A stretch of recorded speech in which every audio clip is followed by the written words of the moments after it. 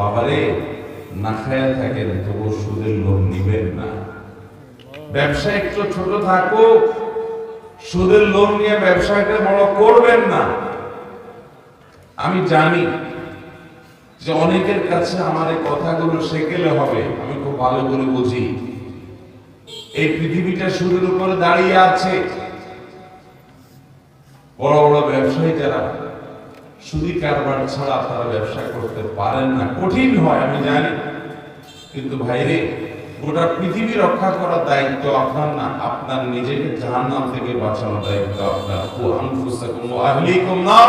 আপনি নিজের চিন্তা করেন যে আমি নিজের সরাসরি সুদের সাথে জড়াবো না, তাতে ব্যবসা বড় না হোক, তাতে আমার লস হোক, তাতে আমি গরিব থাকি, তাতে আমি পিছায় থাকি, আমি চিরকাল বাঁচবো না।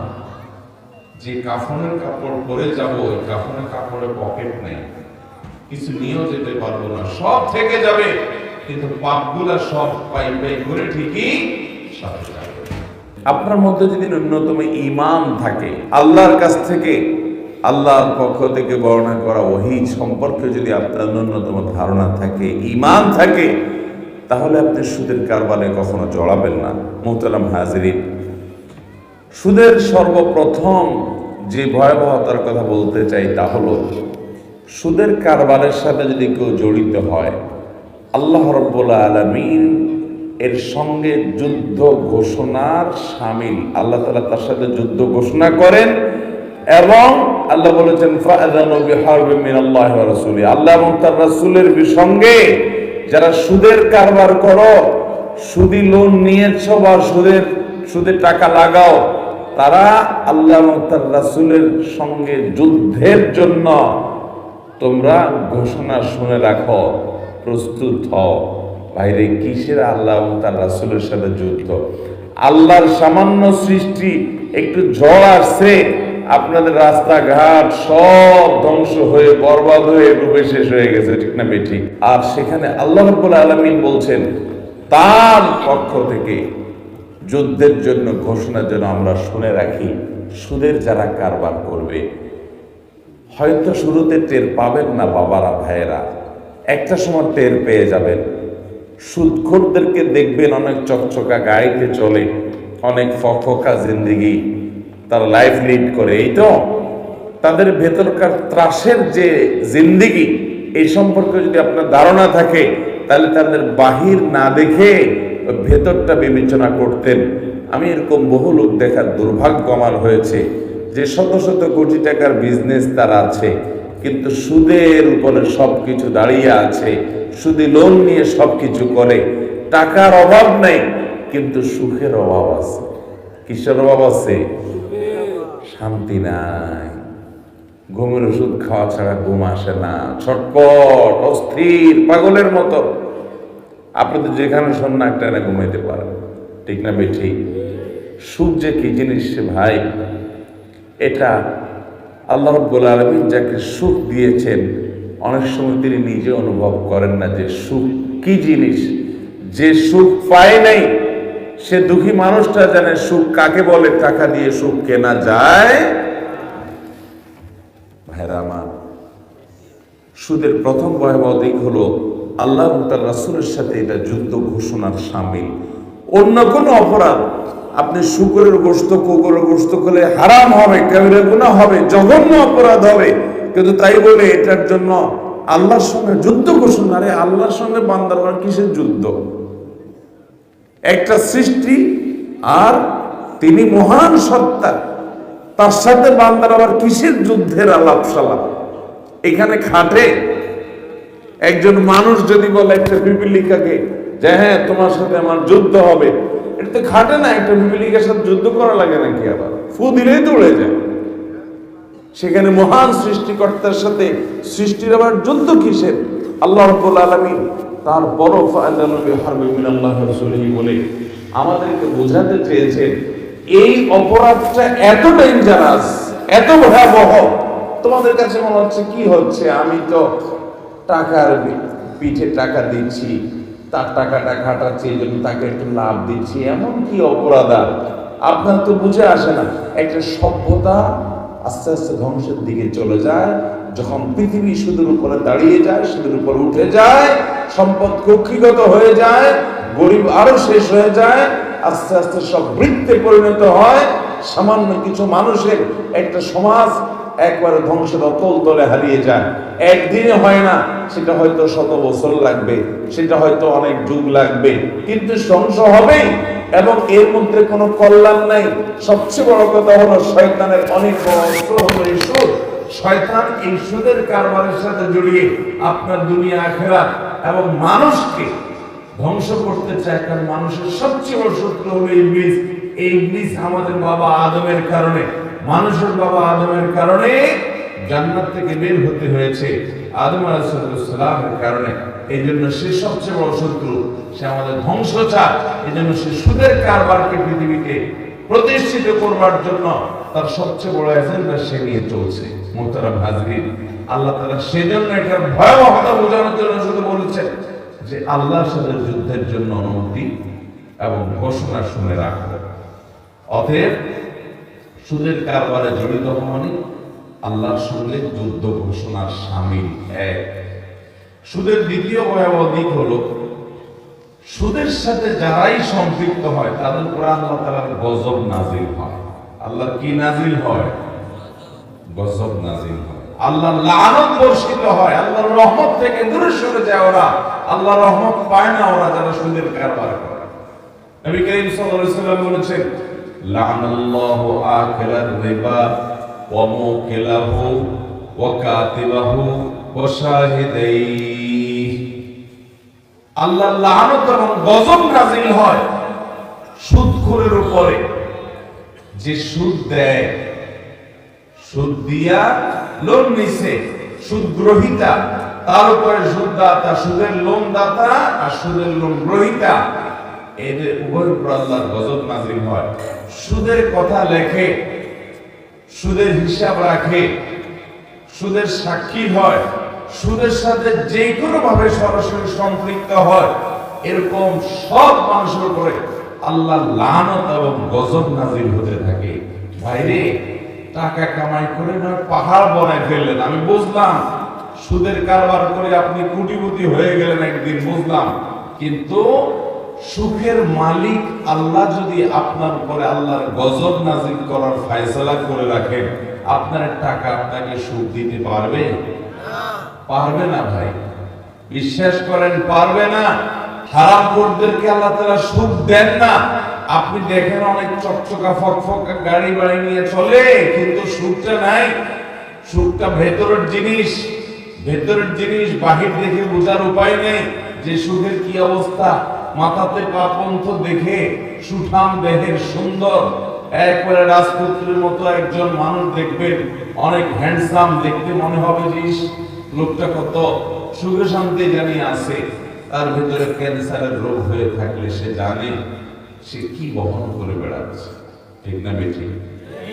সুখ যদি আল্লাহ তাআলা কাউকে না দেন তো তার বাহ্যিক রূপ দেখে আপনি বুঝতে পারবেন না। এজন্য সুদের কারবারের সাথে জড়িত হলে দ্বিতীয় সুদের ভয়াবহ দিক হলো যে এটার কারণে আল্লাহর গজব নাজিল হয়।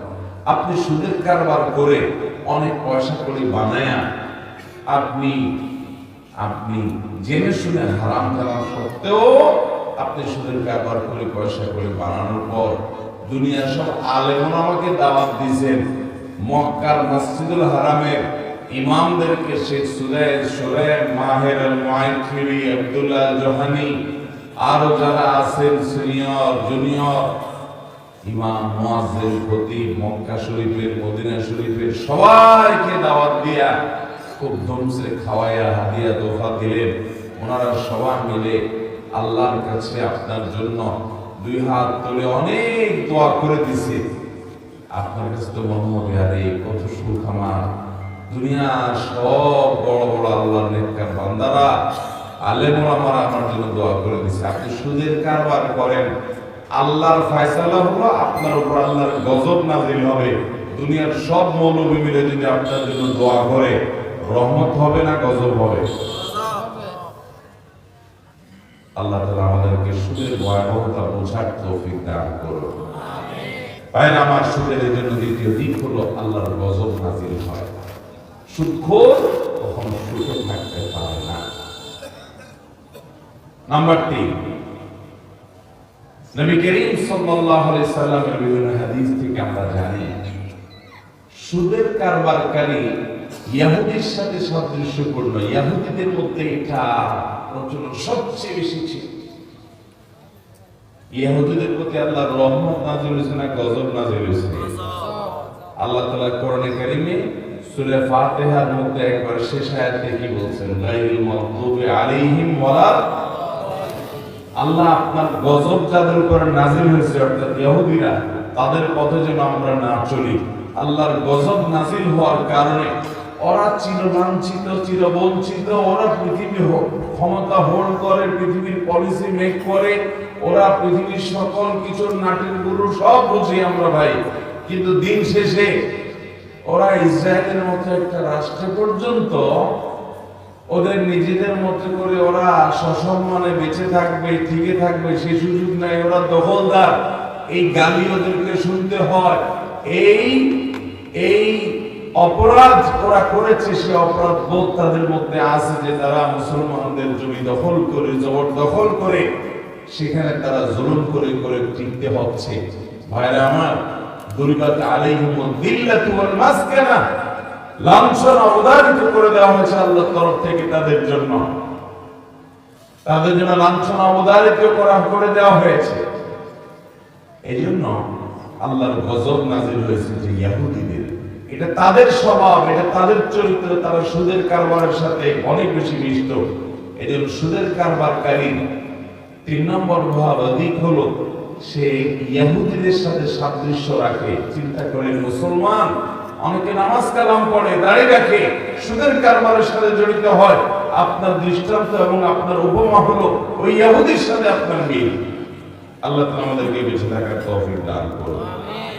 নাম্বার 4, জাহিলি যুগ, ইসলাম পূর্ব যুগে মধ্যপ্রাচ্যে নবী করিম সাল্লাল্লাহু আলাইহি ওয়াসাল্লামের আগে যে আইয়ামে জাহিলিয়াত ছিল, সে আইয়ামে জাহিলিয়াতের সময়, ওই সময়টাতে পৃথিবীতে সুদের প্রচলন অনেক বেশি ছিল।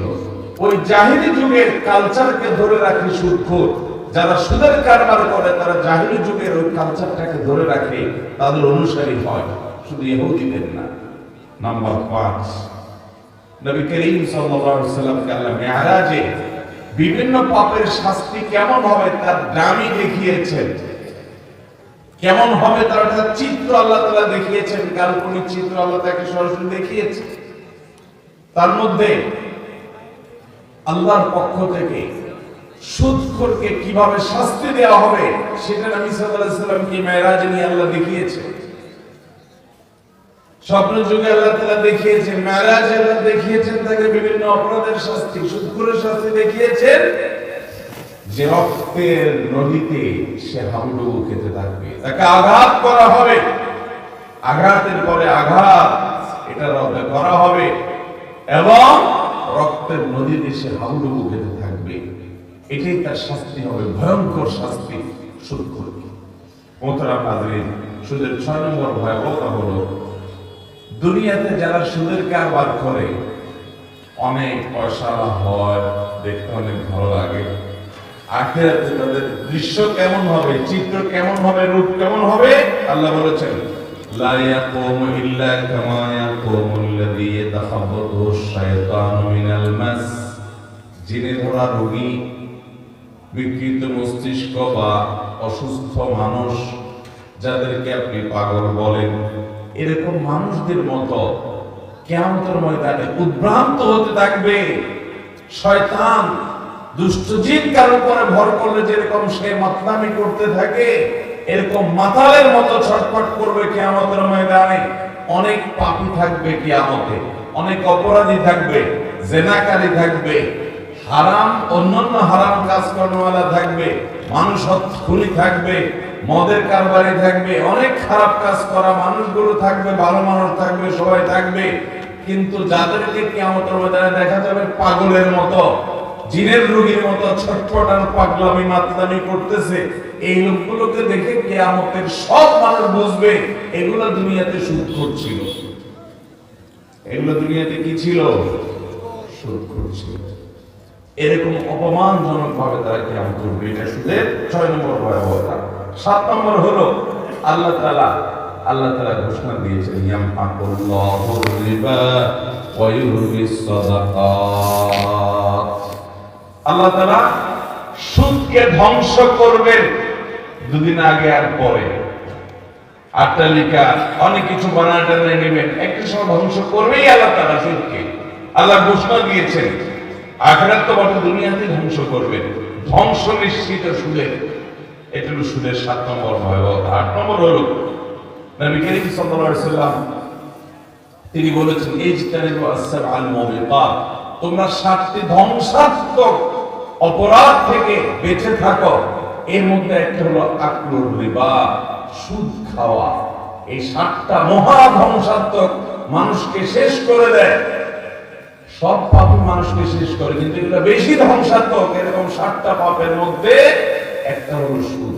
এরকম ভয়ঙ্কর বিষয় যে ওই শর্ট ভয়ঙ্কর হারামের মধ্যে আবার হারাম, বড় হারাম, কবিরা গুনার মধ্যে আবার চরম পর্যায়ের কবিরা গুনার যে 7টার শর্ট লিস্ট, ওর মধ্যে সুদ স্থান পেয়েছে। অর্থাৎ এরকম ডেঞ্জারাস এবং ভয়াবহ সুদের 9 নম্বর ভয়াবহ দিক হলো, আপনারা এই হাদিস শুনেছেন, নবী করিম সাল্লাল্লাহু আলাইহি সাল্লাম বলেছেন আর-রিবা লির-রিবা 70 হুবান ওয়া আইসারুহা আন ইয়ানকাহা রাজুলু উম্মাহ।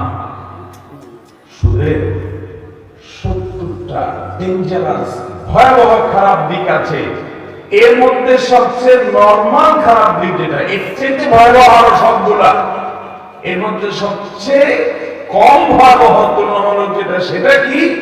সেটা হলো কোন মানুষ নিজের মায়ের সাথে জিনা করলে যেরকম ডেঞ্জারাস অপরাধ হয়, নোংরামি হয়, অসভ্যতা হয়, সুদের কারবার করলে তার চেয়ে বেশি অসভ্যতা হয়। এটা হলো একটা। এবং নরমালটা মানে অন্যগুলোর তুলনায় নরমালটা, তাহলে অন্য ভয়াবহতা, অন্য ক্ষতিকর দিকগুলো এবং পাপের মাত্রাটা কত ডেঞ্জারাস হতে পারে সেটা বলাই বাহুল্য।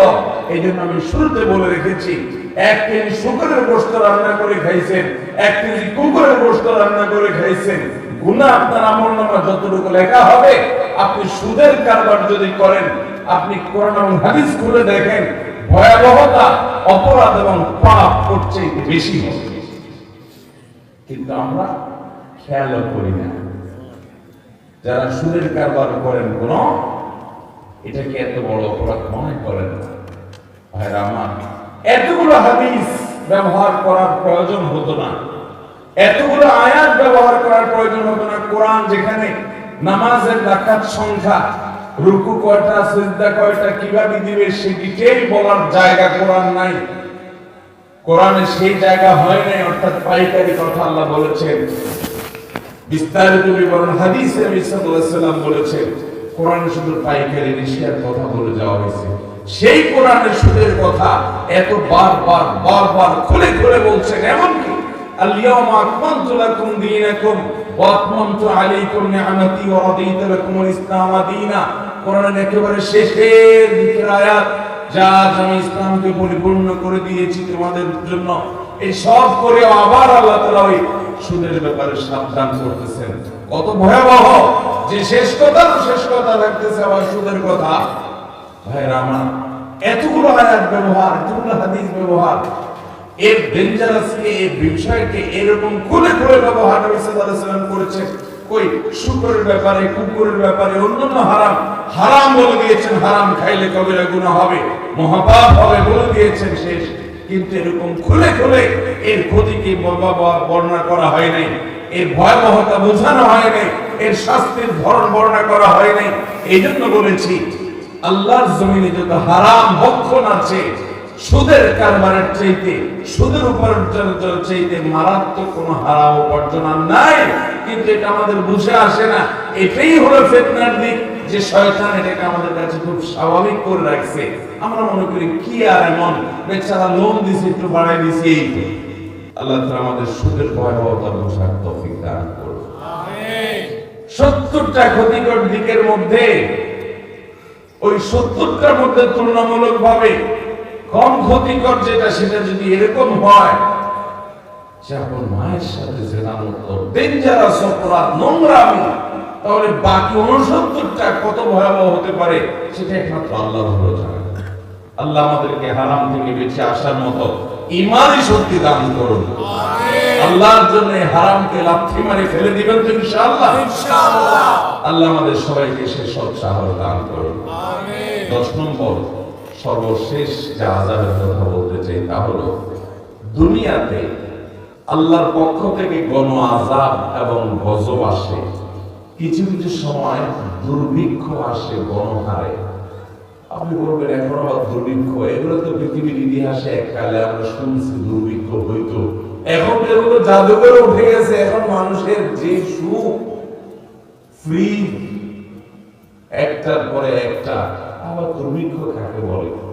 এগুলো তো রূপকথার গল্প। ও ভাই, কয়দিন আগে না করোনা হয়ে গেছে, বেশি দিন আগে কথা না তো।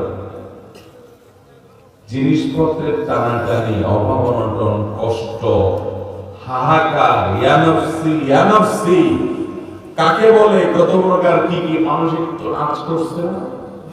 তা আল্লাহ তাআলা এই করোনার মতো আরো কত করোনা, কত কিছু আল্লাহ তাআলা সৃষ্টি করতে পারে সেটা একমাত্র আল্লাহ ভালো জানেন।